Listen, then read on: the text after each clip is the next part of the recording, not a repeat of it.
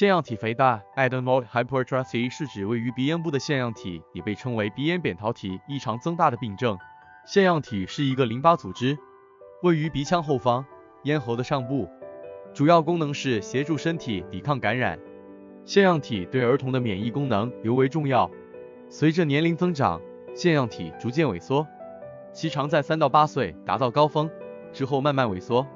腺样体肥大可能导致以下症状和问题：一、呼吸困难。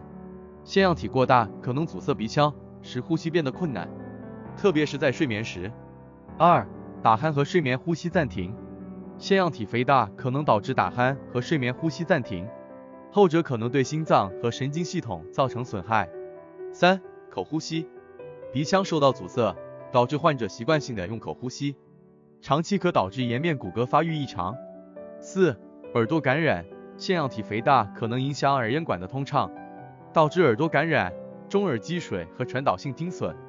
五、持续鼻塞和流鼻涕。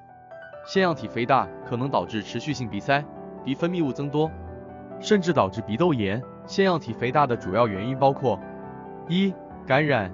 经常感染可导致腺样体增大，尤其是病毒性和细菌性感染。二、过敏反应。过敏反应可能导致腺样体组织的炎症和肥大。腺样体肥大的治疗方法包括：一、药物治疗，抗生素、抗过敏药物和鼻腔滴剂可能被用于缓解症状和治疗感染。二、手术治疗，如腺体体扩除手术。